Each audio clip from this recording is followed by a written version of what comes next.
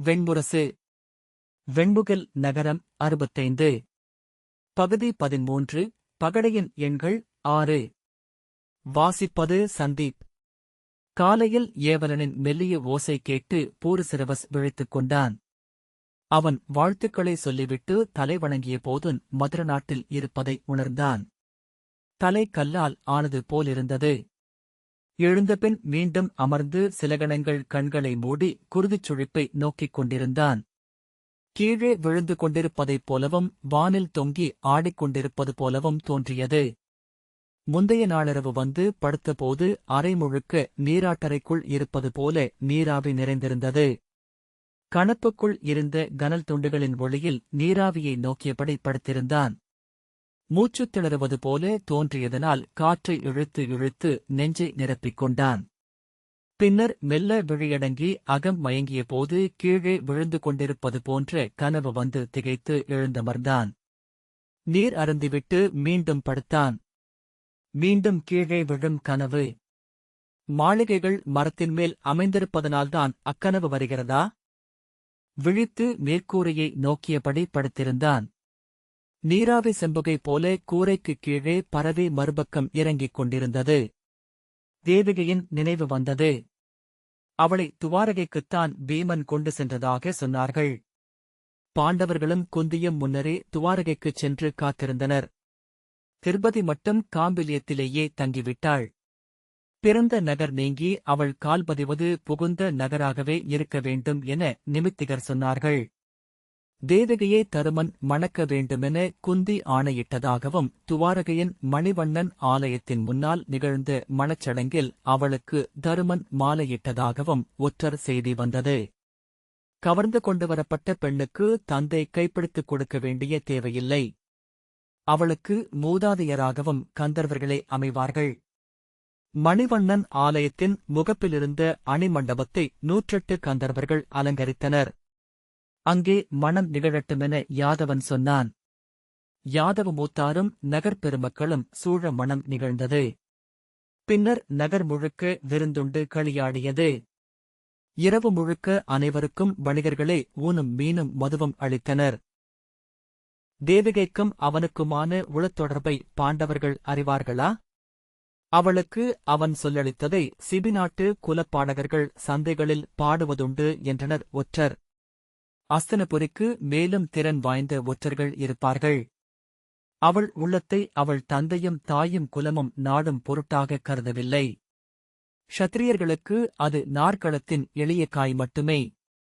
அவன் நெஞ்சு நெகிழ்ந்தது. என்ன எண்ணியிருப்பாள்? பீமனின் படைகள் சூழ கூண்டுவண்டியில் பிறந்து வளர்ந்த நகரையும் நாட்டையும் விட்டுச் செல்லும்போது திரும்பி நோக்கி ஏங்கியிருப்பாளா? அவளுடைய நாட்டையே அவள் கண்டதில்லை. சிபிநாட்டின் விரிந்த பாலை நிலத்தைக் கண்டு விழிகள் விரிய வண்டியின் சாளரத்தருகே அமர்ந்திருப்பாள். தொலைதூரத்து பாறைக்குன்றுகள் மெல்லச் சுழன்று மறுபக்கம் செல்வதை, காற்று புழுதியை புகையென பட்டன பறக்க விடுவதை, இலைகோர்த்த முள்மரங்கள் மணல் காற்றுக்குப் பணிந்து சீறுவதை, அலையலையாக விரிந்த மென்மணல் கதுப்பை நோக்கியிருப்பாள். அள்ளிவிடலாமென அருகே தெரியும் விண்மீன்கள் கீழ்வானில் தோன்றி மெல்ல வானமெங்கும் நிறைந்து கனிந்து கனிந்து உதிர்வன போல நின்று அதிர்வதைக் கண்டபடி வெந்த மணம் வீசும் புழுதிக்காற்றில் தன்னந்தனியாக வண்டியில் அமர்ந்திருக்கையில் அவள் உளமுருகி விம்மி எழுதிருப்பாள். அப்போது அவனை நினைத்திருப்பாள். அவன் அந்த கடித்தை ஒரு முறைக்குமேல் வாசிக்கவில்லை. அதை முழுமையாக மறந்துவிடவே அவன் உள்ளம் விழைந்தது. அது எண்ணமாக எழுந்ததுமே அவன் நிகழ்காலத்தின் இருமுனைகளையும் இழுத்து அதை முழுமையாக மூடிக்கொண்டான். அகப்பட்ட அனைத்தையும் அள்ளி அதன்மேல் போட்டுக்கொண்டே இருந்தான். ஆழத்திற்குச் செல்லுந்தோறும் அது இறுகி விதையாகியது. ஒளிகொண்டு மணியாகியது. எங்கோ ஏதோ ஓர் அரண்மனை அறையில் அவளும் அப்போது துயிலாமல் அவனை எண்ணிக்கொண்டிருக்கிறாள் என எண்ணியதும் அவனுடைய தடைகளை மீறி கண்ணீர் வழியத் தொடங்கியது. உடல் திரவம் முழுக்க கண்ணீராக வெளியேறுவது போலிருந்தது. விசும்பல்களுடன் அழுது முடித்தபோது அவன் இருளுக்குள் சுருண்டு தன்னை எண்ணி நாணினான். அந்த ஒலியை எவரேனும் கேட்டுக் கொண்டிருந்தார்கள் என்றால் என எண்ணியதுமே கூசி அதிர்ந்த உடலுடன் எழுந்து அமர்ந்து கொண்டான். பீடத்தில் இருந்து தன் வாளை எடுத்து உரையிலிருந்து உருவி அதன் கூர்முனையை நீவி நோக்கினான். நாளை இதன் மேல் குருதிபடியலாம். அல்லது நாளையுடன் அவன் வாழ்க்கை முடியலாம். சல்லியர் களமிறங்க மாட்டார் என்று அவனுக்கும் தோன்றியது. ஆனால் அவனை வெல்ல பிறரால் முடியாதென்றும் அவர் அறிந்திருப்பார். ஏவதன் விழிகளை நோக்காமல் என் வாளை கூர் செய்து வைக்கச் சொல் என்றபின் நீராட்டறைக்குச் சென்றான். நீராட்டறைகளும் பிறவும் தரைத்தளத்தில் அமைந்திருந்தன. இரவில் அவன் துயின்ற பின்னர் மழை பெய்திருந்தமையால் மண் நனைந்து நீரூறிக் கொண்டிருந்தது. குளிர்காற்று காடுகளுக்கு அப்பாலிருந்து பொழிந்து மரங்களால் சீவப்பட்டு மென்மையாகச் சுழன்றது. வானில் கதிர் எழுந்திருக்கவில்லை என்றாலும் நகரம் முழுக்க மென்மையான ஒளி நிறைந்திருந்தது. நகரெங்கும் ஓடிய நீரிலிருந்து அவ்வொளி எழுவது போல தோன்றியது. ஆடை மாற்றிக் கொண்டிருக்கையில் கூர்வாளுடன் முதன்மை ஒற்றன் சகன் வந்து வணங்கினான். அவன் விழிகளை நோக்கியதுமே செய்தி ஏதோ உள்ளது என பூரிசிரவஸ் புரிந்து கொண்டான். புலருக்கு முன் புறா செய்தியுடன் வந்தது என்றான். பூரிசிரவஸ் நோக்கினான். அவன் கரிய நூல் கட்டிய தோல் சுருளை எடுத்து நீட்டினான். பூரிசிரவஸ் அதை வாங்கி அதில் சலனின் அடையாளத்தைக் கண்டு கொண்டான். கட்டுகளை அவிழ்த்து சுருளை விரித்து மந்தன எழுத்துக்களில் இருந்த கடிதத்தை வாசித்தான். சலன் அவனுடைய வழக்கப்படி சுருக்கமாகவும் ஆணையிடும் தோரணையிலும் எழுதியிருந்தான். அஸ்தின்புரியிலிருந்து துரியோதனனின் நேரடியான கடிதம் பால்ஹிகபுரிக்கு வந்திருக்கிறது. சோமுதத்தருக்கு எழுதப்பட்டது. பால்ஹிகபுரியின் அஸ்தினபுரிக்குரிய தூதரை துரியோதனனே நேரில் அரண்மனைக்கு அழைத்து சொல்லி அனுப்பிய அக்கடிதம் பூரிசிரவஸ் உடனடியாக அஸ்தினபுரிக்குச் செல்லும்படி கோரியது. அரசகுல மணநிகழ்வின் பொருட்டு அச்சந்திப்பு என்றும் பிதாமகர் பீஷ்மர் பூரிசிரவஸை காண விழைவதாகவும் துரியோதனன் சொல்லியிருந்தான். இளையோனே, அதன் நோக்கம் தெளிவு. உன்னைப் பற்றி அறிய பிதாமகர் விழைகிறார். அவர் உன்னை பார்த்தபின் நீ அஸ்தினபுரியின் மணமகனாவாய். நாம் எதிர்பார்த்திருந்த தருணம். ஆகவே எந்த சொல்லையும் மற்றவர்களுக்கு அளிக்க வேண்டியதில்லை. அனைத்துச் சொல்மாற்றுகளையும் அப்படியே நிறுத்திவிட்டு கிளம்பி அங்கிருந்தே அஸ்தினபுரிக்கு சென்றுவிடு. மீண்டும் இங்கு வந்து செல்வது நாள் பிந்தச் செய்வது. மேலும் நீ அங்கிருந்தே அஸ்தினபுரிக்குச் செல்வது அனைத்து வகையிலும் தேவையான ஒன்று என்று சலன் எழுதியிருந்தான். காய்ந்த மலரிதழ் போன்ற மென்மையான தோலில் 4 பக்கங்களுக்கு எழுதப்பட்ட கடிதத்தில் அனைத்து ஆணைகளும் உறுதியாக இருந்தன. பெருமூச்சுடன் ஓலையை திரும்பக் கொடுத்துவிட்டு பூரிசிரவஸ், தந்தைக்கு நான் ஒரு கடிதம் அளிக்கிறேன். மூத்தவரின் ஆணையை தலைக்கொண்டேன். இன்று அஸ்தினபுரிக்கு கிளம்புகிறேன் என்பது செய்தி. துரியோதனரின் அழைப்பு பால்ஹிகபுரிக்கு கிடைத்ததும் அது அரச மணமுறைக்கானது என்பதும் அதில் இருக்க வேண்டும். அது பால்ஹிக அரசச் செய்திகளுக்குரிய பொதுவான மந்தன மொழியில் இருக்கட்டும். சகன் தலைவணங்கினான். அவன் புரிந்து கொண்டான் என்று தோன்றியது. எழுதிக் கொண்டு வருகிறேன் இளவரசே. தாங்கள் முத்திரையிட்டதும் புறா உடனே கிளம்பும் என்றான். பூரிசிரவஸ் தலையசைத்தான். சகன் சென்றபின் பூரிசிரவஸ் படுக்கையிலேயே அமர்ந்து கொண்டு உடைவாளை எடுத்து உருவி அதன் கூரை நோக்கினான். விழிகளாலேயே அதன் முனையை வருடிக் கொண்டிருந்தான். ஏதோ ஒரு கணத்தில் அப்படியே அதை எடுத்து கழுத்தில் வைத்து இழுத்துக் கொள்ள வேண்டும் என்று தோன்றிய எண்ணத்தைக் கண்டு திகைத்து அதை உரையிலிட்டான். ஆனால் அத்தனை எண்ணங்களையும் விலக்கி மீண்டும் அவ்வெண்ணம் எழுந்து வந்து நின்றது. அதை அவனால் புரிந்து கொள்ள முடியவில்லை. சிலமுறை விலகிச் சென்றுவிட்டு சலிப்புடன் நின்று அதை திரும்பி நோக்கினான். எதற்காக? அவனால் அப்படி செய்து கொள்ள முடியுமா என்ன? போரில் தோல்வியடைந்தால் தன் கழுத்தை தானே வெட்டிக் கொள்ள வேண்டுமென்பது பால்ஹிகக் குடிகளின் நெறி. அதை சுகண்டம் என்று சொல்வார்கள். சுகண்டம் நன்றாக வெட்டப்பட்டது. நல்ல கழுத்து. நன்று. சுகண்டத்தில் இறந்தவன் தன்னை தோற்கடித்த தெய்வங்களை வென்றுவிட்டவன். ஆகவே அவன் களப்பலி வீரனுக்கு நிகரான பலி வழிபாட்டைப் பெறும் தகுதி கொண்டவன். அதை செய்து கொள்வதற்கான பயிற்சியை பால்ஹிக குலத்தின் படைக்கலப் பயிற்சிகள் அனைத்திலும் அளிப்பார்கள். செய்து கொள்ள முடியும்தான். ஆனால் அதற்கு அவன் முழுமையாக தோற்கடிக்கப்பட்டிருக்க வேண்டும். அவன் வாளை மீண்டும் எடுத்தான். பால்ஹிக நாட்டு வாள்களின் உரைகளுக்கு மேல் மலைமுகில் வளைவுகள் செதுக்கப்பட்டிருக்கும். அவன் அவ்வளைவுகள் மேல் விரலோட்டினான். மிக மென்மையான வளைவுகள். முகில்களின் மேல் பறந்தது விரல். ஒரு கணத்தில் வாளை ஓசையுடன் உருவி பளபளக்கத் திருப்பி தன் கழுத்தில் வைத்தான். வலப்பக்க பெருங்குழாயைத் தொட்டு அது நின்றது. கட்டை விரலால் ஒருமுறை அழுத்திக் கொண்டால் போதும். இமையசையாமல் அப்படியே அமர்ந்திருந்தான். காலடியோசை கேட்டது. அவன் வாளை தாழ்த்திக் கட்டிலில் வைத்துவிட்டு கண்களை மூடி தலைகுனிந்தான். சகன் சுருள் எழுதிக் கொண்டு வந்திருந்தான். அதை வாங்கி வாசிக்காமலேயே முத்திரையிட்டு திரும்ப அளித்தான். சகன் ஒரு கணம் மெத்தை மேல் கிடந்த உருவிய வாளை நோக்கினான். அரசவை 2 நாழிகைக்குப் பின் கூடுகிறது. அதற்குள் இக்கடிதத்தின் படிவை அவர்கள் எடுத்து படித்திருப்பார்கள் என்றான். பூரிசிரவஸ் தலையசைத்து அவை கூடி 1 நாழிகை கடந்த பின்னர் நாம் அவை புகுவோம் என்றான். சகன் அடுத்து அவன் சொல்லப் போவதற்காக காத்திருந்தான். நமது படைகள் சித்தமாக உள்ளன அல்லவா? சகன் ஆம் என தலைவணங்கினான். அவைக்குச் சென்றதும் நாம் உடனே கிளம்ப வேண்டும். சகன் ஆணை என்றான். அவன் உடலெங்கும் கேள்வி துடித்தது. அஸ்தனபுரிக்கு என்றான் பூரிசிரவஸ். அப்போது அவன் குரல் அழைத்தது போலிருந்தது. சகன் உடல் மெல்ல தளர்ந்ததைக் கண்டதும்தான் அவன் அப்பதிலை எதிர்நோக்கியிருந்தான் என பூரிசிரவஸ் அறிந்து கொண்டான். விழிதூக்கி நோக்கினான். சகன் அப்பதிலால் ஏமாற்றமடைந்ததையும் புரிந்து கொண்டான். நமக்கு வேறு வழியில்லை என்று பூரிசிரவஸ் சொன்னான். அஸ்தனபுரியின் ஆணைக்கு பொருள் என்ன என்று எவருக்கும் தெரியும். நான் இங்கு வந்ததும் என்ன செய்யவிருக்கிறேன் என்றும் அவர்களுக்கு தெரிந்திருக்கிறது. அதை விட்டுவிட்டு செல்லும்படிதான் துரியோதனரின் ஆணை வந்திருக்கிறது. சகன் விழிகள் மாறவில்லை. பீஷ்ம பிதாமகர் என்னை பார்ப்பதுதான் முதன்மையானது என்றால் ஏன் உடனே வரும்படி ஆணையிட வேண்டும்? சகன் தலையசைத்து ஆம் என்றான். ஓர் எண்ணம் மின்னிச் செல்ல பூரிசிரவஸ் தலை தூக்கி நாம் இளவரசியுடன் அஸ்தனபுரிக்கு செல்வோம் என்றான். சகன் திகைப்படைந்து நோக்கினான். மதுரநாட்டு இளவரசியை சகதேவன் கொள்வதைத் தடுக்க எனக்கு வேறு வழி தெரியவில்லை என்று சொல்கிறேன். அதை துரியோதனர் புரிந்து கொள்வார். சகன் தெளிந்து புன்னகை செய்து ஆம் இளவரசே என்றான். இவள் என்ன இருந்தாலும் எளிய மலைமகள். துச்சளைக்கு 2ஆம் அரசியாக இருக்க இவள் நாணப்போவதில்லை. சில நாட்களுக்குப் பின் மதுர நாட்டுடன் பேசி அனைத்தையும் முடிவு செய்த பின் அவளை இங்கேயே இருக்கச் சொல்லவும் முடியும். சகன் புன்னகையுடன் ஆம், அது அனைத்து வகையிலும் நல்லதே என்றான். பால்யக கூட்டமைப்பு உடையாமல் காப்பது துரியோதனருக்கு தவிர்க்க முடியாது.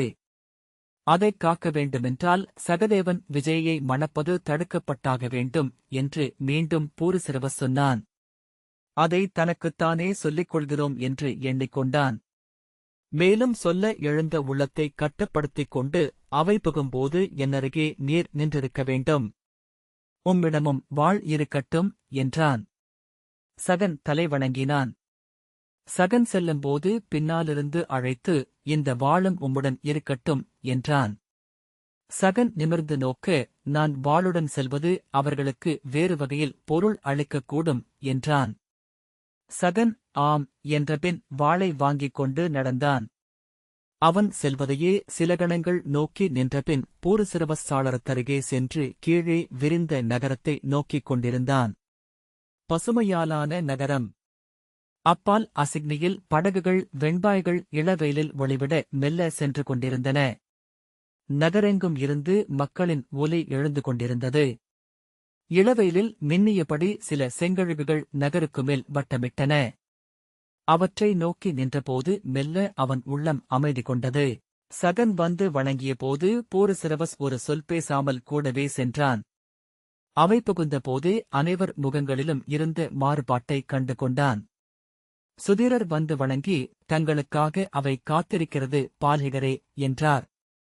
அவைச் செயல்பாடுகள் முடியட்டுமே என்று பார்த்தேன் அமைச்சரே. நான் இன்றே பால்ஹிகபுரிக்கு கிளம்புகிறேன். விடை கொள்ளவே அவைக்கு வருகிறேன் என்றான். அவரது விழிகளில் வந்து மெல்லிய ஒளிமாறுபாட்டைக் கண்டதும் பூரிசிரவஸ் உள்ளூர புன்னகைத்துக் கொண்டான். அவனுடைய புறாச்செய்தி மறைக்கப்பட்டு வாசிக்கப்பட்டுவிட்டது. அவையில் அவன் நுழைந்தபோது முந்தைய நாள் இருந்த ஆரவாரமான வாழ்த்தும் வரவேற்பும் இருக்கவில்லை. அது முன்னரே சொல்லி ஒருங்கமைக்கப்பட்டது.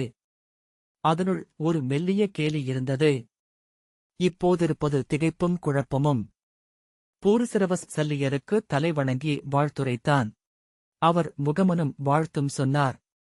பிறருக்கும் வாழ்த்துரைத்துவிட்டு அவையின் தென்மேற்கு மூலையில் கன்னியர் மாடத்தின் வெண்ணிறத் திரையை ஒருமுறை நோக்கிவிட்டு அமர்ந்து கொண்டான். சுதீரர் அவனுக்கு முறைமை சார்ந்த வாழ்த்துக்களை சொன்னார். சல்லியர், இளையோனே, நீ இன்று பால்ஹிகபுரிக்கு திரும்புகிறாய் என்று நினைக்கிறேன் என்றார். உனக்குரிய முறைமைகளை எல்லாம் செய்ய ஆணையிட்டிருக்கிறேன். மதுரநாட்டின் பரிசுகளை உனக்கு அளிக்கிறோம். என் நண்பர் சோமதத்தரிடம் என் உசாவல்களையும் உன் தமையன் சலனிடம் நான் சொன்ன செய்திகளையும் அறிவி. நலம் திகழட்டும். அவரது விழிகள் அவன் விழிகளை சந்தித்தபோது பூரிசிரவஸ் புன்னகைத்தான். அவர் விலகிக் கொண்டு ஒரு பாக்கை எடுத்து வாயிலிட்டார். அரசே, நான் உடனே பால்ஹிகபுரிக்கு செல்லவில்லை. அஸ்தின்புரிக்குத்தான் செல்கிறேன் என்றான் பூரிசிரவஸ். சல்லியர், விந்தையாக உள்ளதே என்றார். நேற்று என் தமையனிடமிருந்து செய்தி வந்தது. அஸ்தினபுரியின் இளவரசரின் ஆணை. அரசப்பணி ஒன்றுக்காக நான் விரைந்து செல்ல வேண்டியிருக்கிறது. மீண்டும் பால்ஹிகபுரிக்குச் சென்று திரும்புவது நாள் விரயம். சல்லியர், ஆம், அது உண்மை என்றார். அஸ்தினபுரியின் இளவரசரிடம் என் அன்பை தெரிவி. என்ன இருந்தாலும் நானும் அவரும் குருதியுறவு கொண்டவர்கள். அவ்வுறவு மேலும் இறுகவும் போகிறது. பூரிசிரவஸ், குருதியுறவுகள் பல திசைகளில் விரிந்து கொண்டிருக்கின்றன அரசே என்றான்.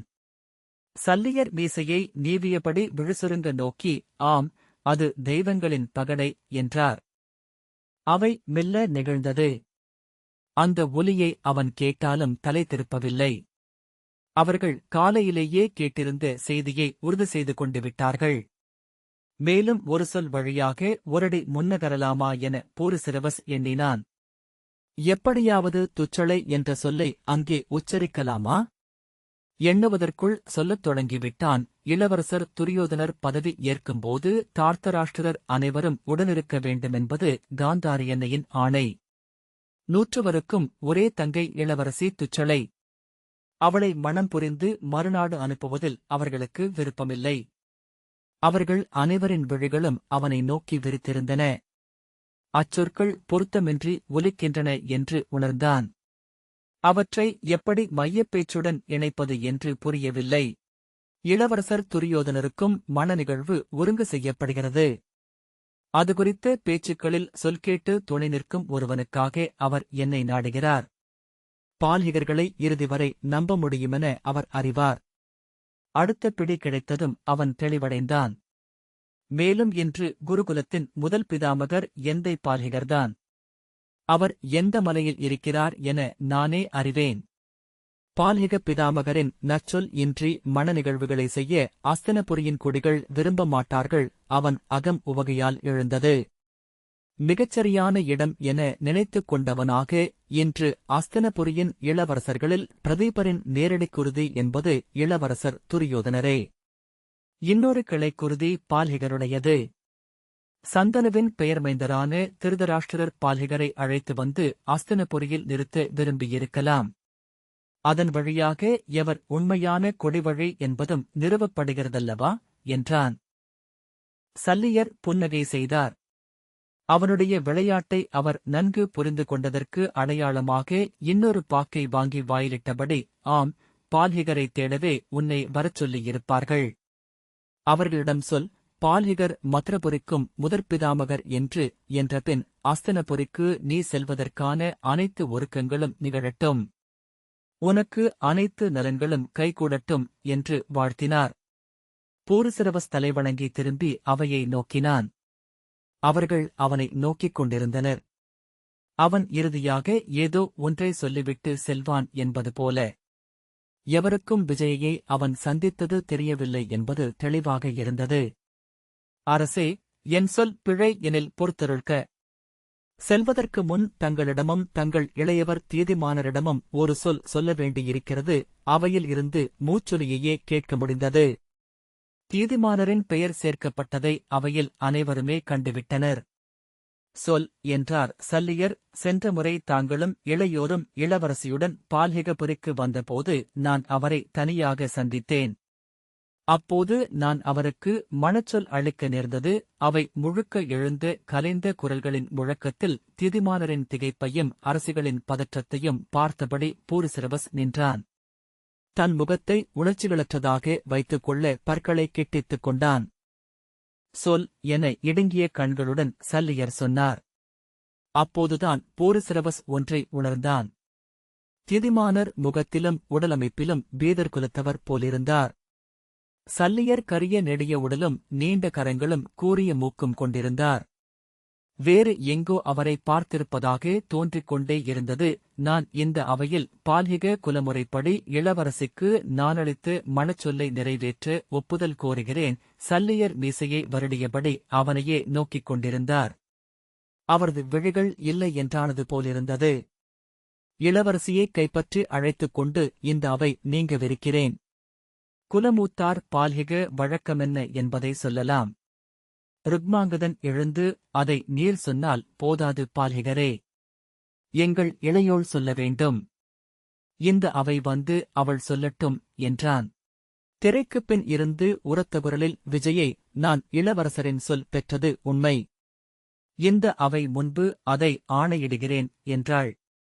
அவை முழுக்க திரும்பி வெண்திரையை நோக்கியது. நான் அவர் கைப்பற்றி அவை நீங்க சித்தமாக இருக்கிறேன் என்று விஜயை உறுதியான குரலில் மீண்டும் சொன்னாள். அவை விழிவெளியென உறைந்து அமர்ந்திருந்தது.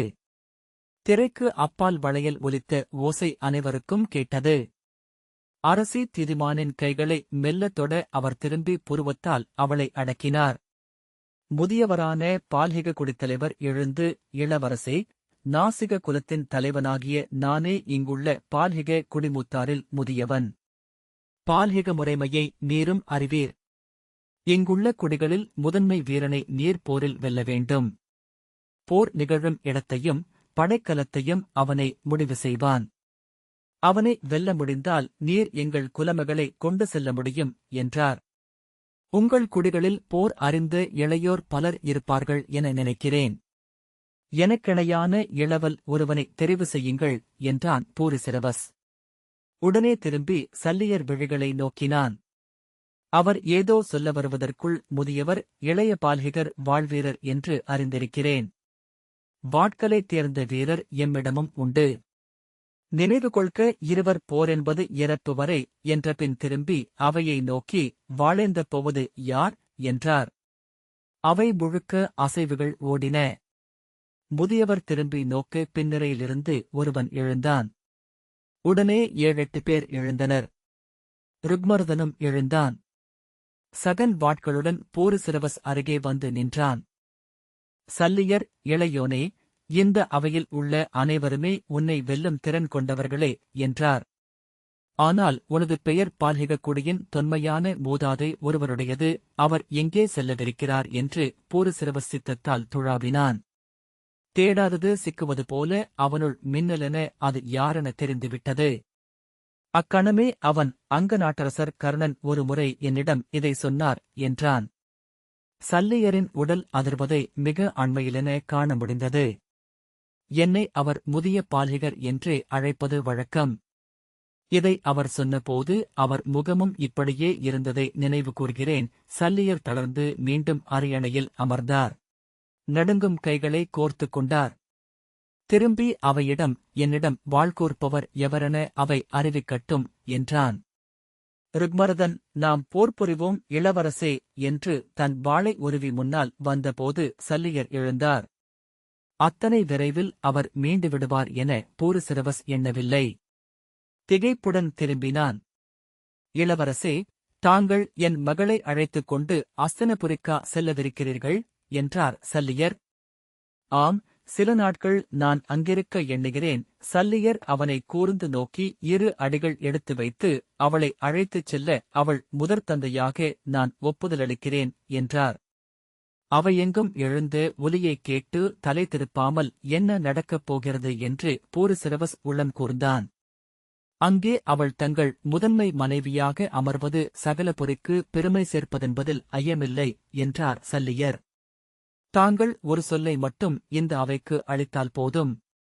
எங்கள் குலமகள் உங்கள் அரசியாக அமைய வேண்டும். பிறிதொருத்தி அவளுக்கு மேல் அமையக்கூடாது. பூரிசிரவஸ் அதை நான் இப்போது சொல்ல முடியாது என்றான். ஏன் சொல்ல முடியாது என உரக்கக் கூவினார் சல்லியர். நான் இங்கிருந்து சென்று என பூரிசிரவஸ் தொடங்க, ஏன் உன்னால் முடியாது என்று நான் சொல்கிறேன். நீ செல்வது அங்கே அஸ்தனபுரியின் இளவரசியை மணமுடிப்பதற்காக. அதன் பொருட்டு பீஷ்மபிதாகமர் உன்னை பார்க்க விழைகிறார். இல்லை என்றால் சொல் என்றார்.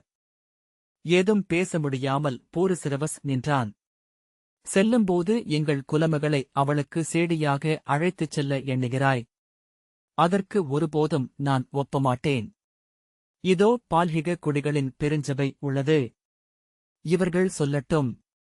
விஜயை நீ அழைத்துச் செல்ல அவர்கள் ஒப்புவார்களென்றால் அதை நானும் ஏற்கிறேன். பூரிசிரவஸ் ஒப்ப வேண்டியதில்லை அரசே. என்னுடன் வாழ்போரிட வீரன் எழட்டும். வென்று கொண்டு செல்ல ஒப்புதல் தேவையில்லை என்றான். சல்லியர் சினத்துடன் சிரித்து, அந்த நெறி என்பது அரசன் ஒருவன் எங்கள் குலமகளை மணந்து தன் அரசியாக கொண்டு செல்வதற்கு மட்டுமே. அரக்கனோ வணிகனோ அவளை கொள்ளையிட்டுச் செல்லும்போது அந்த நெறி ஒப்புதல் அளிக்காது. எங்கள் குலமகள் தொழும்பச்சியென செல்ல அந்நெறி ஆதரவு கொடுக்காது. அதை எங்கள் அத்தனை படைக்கலங்களும் ஒன்று சேர்ந்து எதிர்த்து நிற்கும் என்றார். அவை முழுக்க எழுந்து தங்கள் வாள்களையும் கத்திகளையும் உருவி மேலே தூக்கி ஆம் ஆம் என்று கூவியது. இதோ அவையில் ஒரே உறுதியைத்தான் நாங்கள் கேட்கிறோம். எங்கள் இளவரசிக்கு நீ அளித்த சொல் என்ன? அவளை உன் அரசியாக ஆக்குவாய் என்றுதானே? பூரிசிரவஸ் தலையசைத்தான். அந்தச் சொல்லை இங்கு மீண்டும் சொல்லி அவளை அழைத்துச் செல். பூரிசிரவஸ் மூச்சுத் திணறியவன் போல அவை முன் நின்றான். முதியவர் அச்சொல் அளிக்கப்படாமல் இங்கிருந்து இளவரசியே கொண்டு செல்ல முடியாது என்று கூவினார். அவை முழுக்க அதை ஏற்று கூவியது. இல்லையேல் ஒன்று செய். சென்று அஸ்தனபுரியின் படையுடன் வா. எங்களை வென்று அவளை கொண்டு செல். ஆனால் அதற்கு முன் சிறுகளத்தில் நாங்கள் அனைவரும் குருது சிந்தி விழுந்திருப்போம். அவை வெறிகொண்டது போல கூச்சலிட்டுக் கொண்டிருந்தது. சிலர் அவனை நோக்கி வரத் தொடங்க ருக்மர்தன் அவர்களை கைவிரித்து தடுத்தான். உருவிய வாளுடன் சகன் அவனுக்கு முன்னால் சென்று அவையை எதிர்கொண்டான். ருக்மாங்கதன் ஆணையிட வீரர்கள் சென்று கன்னி மாடத்தை சூழ்ந்து கொண்டனர். உள்ளிருந்து விஜயை அழைத்துச் செல்லப்பட்டாள். அரசியர் அரியணையிலிருந்து எழுந்து வெளியேறினர். சல்லியர் அவனை செல்ல விடுங்கள் என கை காட்டினார். திரும்பி பற்கள் தெரிய சீற்றமா சிரிப்பா என தெரியாத முகத்துடன் மீண்டும் சந்திப்பது சமர்களத்திலாக இருக்கட்டும் இளையோனே என்றபின் உள்ளே சென்றார். இந்த வாசிப்பை கேட்டதற்கு நன்றி.